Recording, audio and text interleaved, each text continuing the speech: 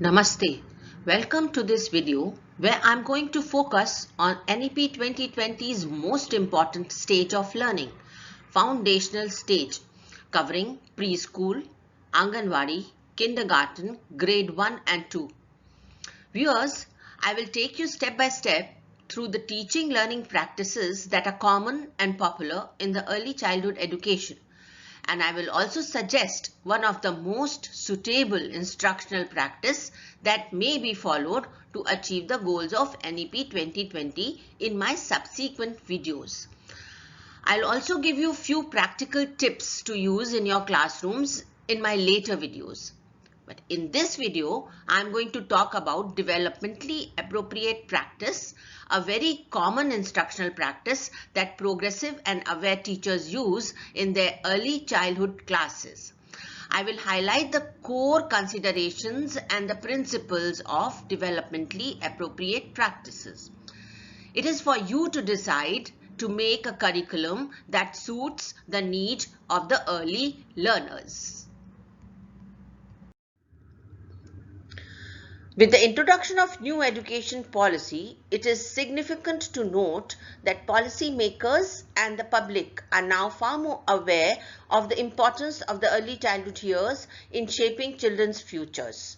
And in the pursuit of making early learning successful lies three challenges: reducing learning gaps and increasing the achievement of all children, creating improved, better, connected education for preschool and elementary children, and recognizing teacher knowledge and decision making as vital to educational effectiveness.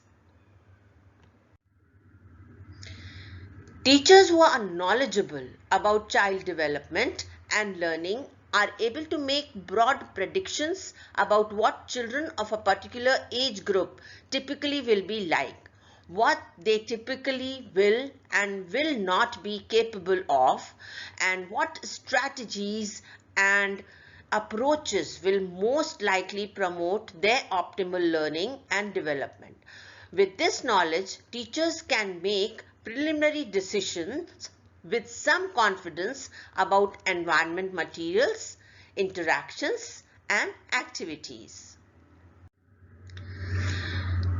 Children differ in many other respects too, including in their strengths, interests, preferences, personalities, and approaches to learning and knowledge skills, and abilities based on prior experiences. Children may also have special learning needs. Sometimes these have been diagnosed and sometimes they have not.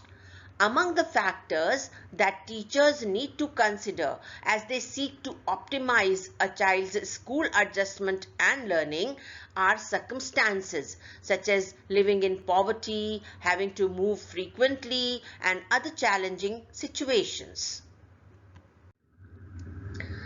Among the factors that teachers need to consider as they seek to optimize child's school adjustment and learning are circumstances such as living in poverty, having to move frequently, and other challenging situations. Children are thinking, moving, feeling, and interacting human beings.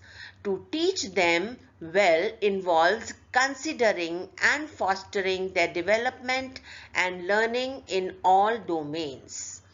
Human development research suggests that relatively stable, predictable sequence of growth and changes occur in children during the first 9 years of life.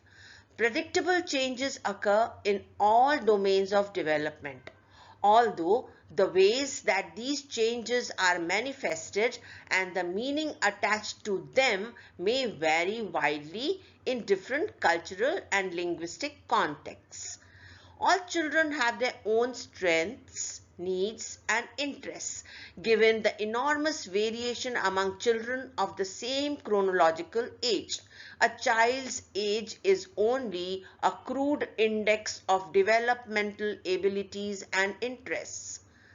Development is the result of interplay between the growing, changing child and the child's experience in the social and physical worlds.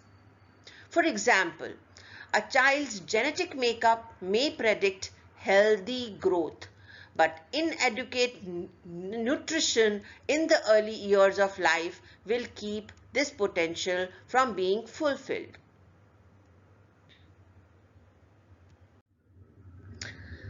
Children's early experiences, whether positive or negative, are cumulative. For example, a child's social experience with other children in the preschool years may help him develop social skills and confidence that enable him or her to make friends in subsequent years. And these experiences further enhance the child's social competence and academic achievement. Children's functioning becomes increasingly complex in language, social interaction, physical movement, problem solving, and virtually every other domain. From the earliest years of life, warm, nurturing relationships with responsive adults are necessary for many key areas of children's development, including empathy and cooperation, self-regulation and cultural socialization, language and communication, peer relationships and identity formation. Understanding children's development requires viewing each child within the social cultural context and of that child's family, educational setting and community, as well as within the broader society. Young children construct their knowledge and understanding of the world in the course of their experiences, as well as from teachers, family members, peers, and older children, and from books and other media.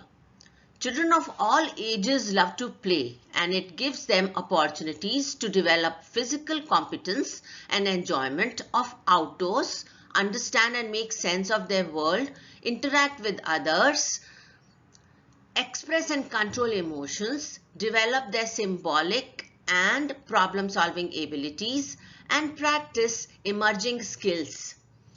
Human beings, especially children, are motivated to understand or do what is just beyond their current understanding or mastery.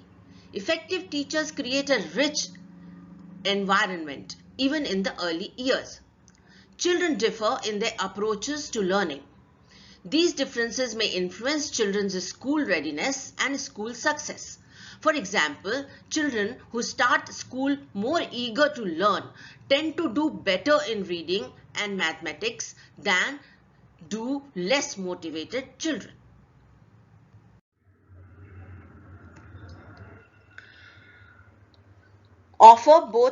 There are some tips for teaching. Offer both child-initiated and teacher-directed learning experiences. Be responsive to children's ideas by offering material, documentation, sample of their work, photograph, etc., and thoughtful conversation that build on their ideas, skills, and knowledge. Plan for hands-on experiences where children learn by doing. Plan enough time for children to explore and fully engage their interests. And build children's learning by adding activities that challenge children and expand on what they can do. Tips for curriculum. Identify and define core learning goals for individual children and the program. Develop a curriculum framework based on child development, individual learning, and cultures of the children in your group and that reflects learning goals. Use the framework for planning activities, experiences, and routines. Present rich content-focused work center areas and both indoor and outdoor environments that have meaningful connections to children's interests, curiosities, and development. Allow for flexibility in programming. Tips for assessment. Assess what is appropriate for children developmentally, individually, and culturally. Use assessment tools that allow you to assess children in an authentic, ongoing, and intentional manner. Develop a system for collecting and compiling assessment information. use results for planning, decision-making, communicating with families and other colleagues, and to identify children who may need additional learning support. Gather information from multiple sources, including families, children, and other